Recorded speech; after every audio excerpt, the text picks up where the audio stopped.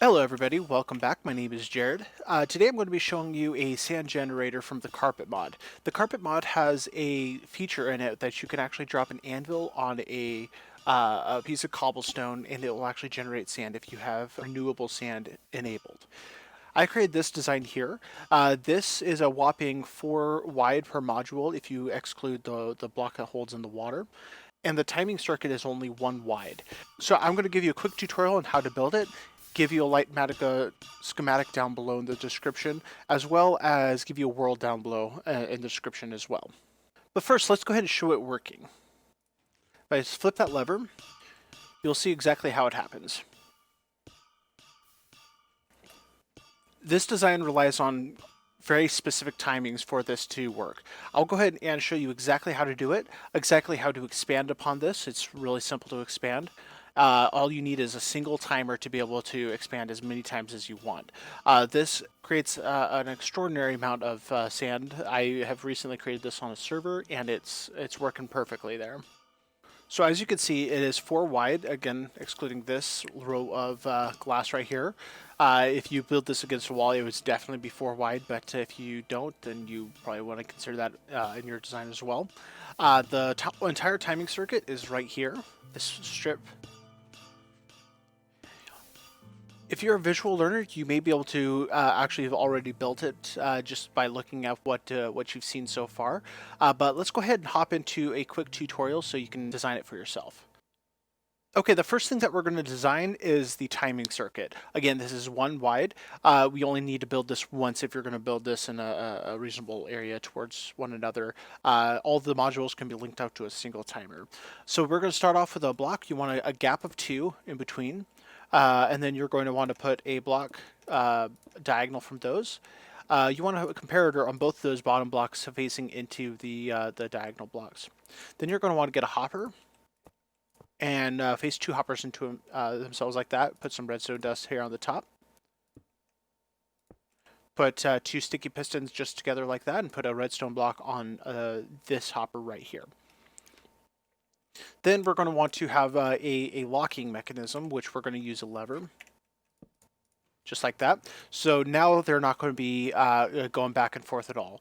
So what we're going to do, let's go ahead and put 3 items, this can be any item at all, into this hopper that the redstone block is over.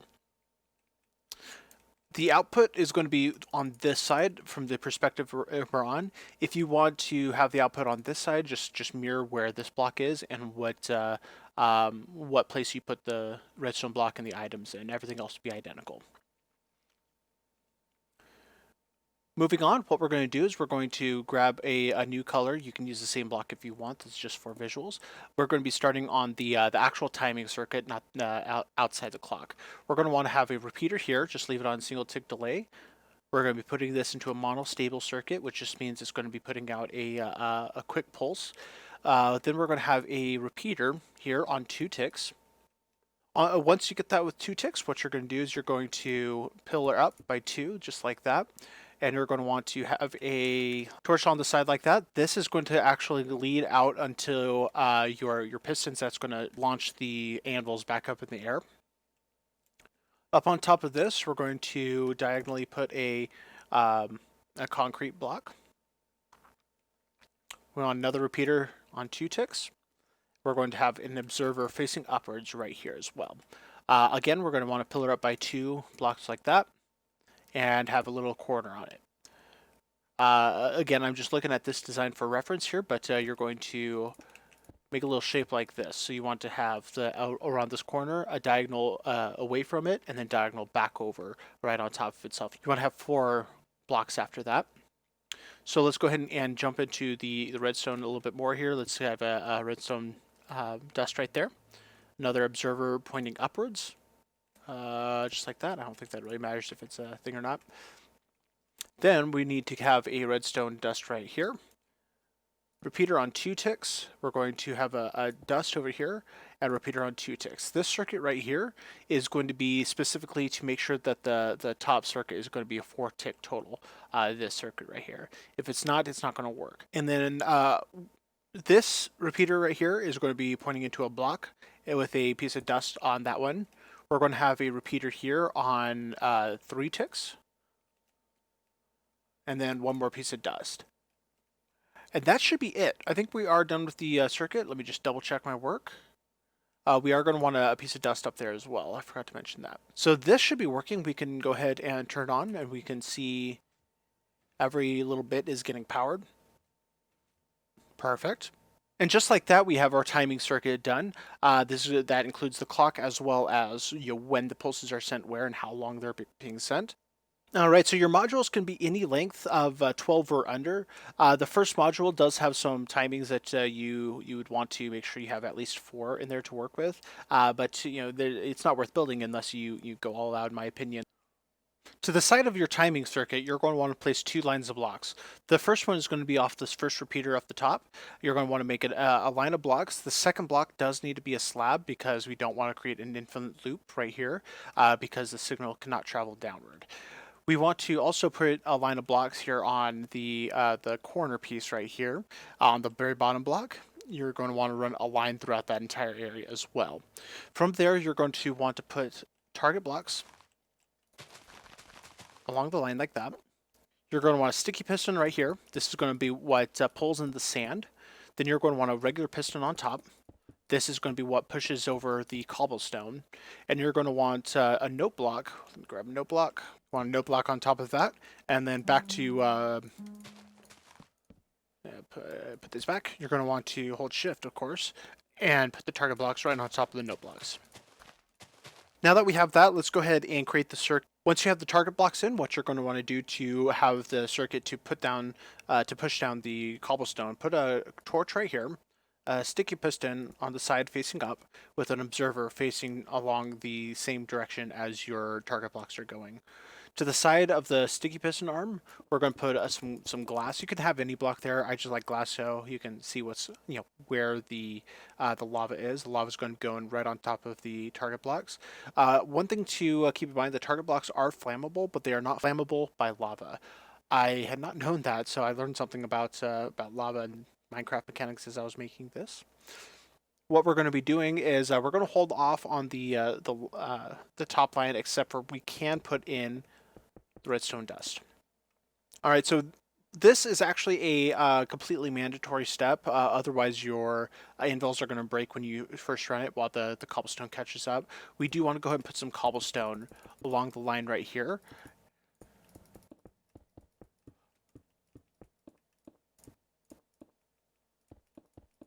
And all the way up to this point.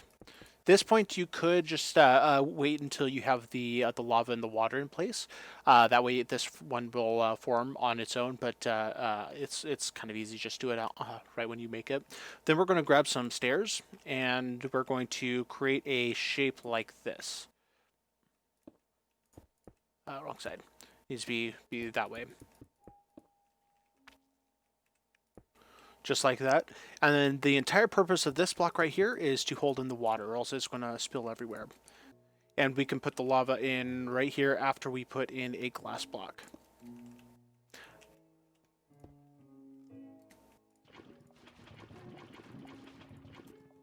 Just like that. On top of these, we're going to put in some more target blocks. All right, after you have your cobble gen in, all you're going to have to do is place in the pistons. You could technically do this before as well, but with 2 Guru, it's very easy to place them in just like that. All right, so that should be everything for the pushing of the cobblestone. Let's go ahead and move on to the next part. We're going to want to go ahead and make sure that the anvils don't fall too far. If they fall a block and a half, they don't actually take any damage. So what we're going to do, let's grab another slab. I like quartz. And we're going to put them right on the bottom of the water.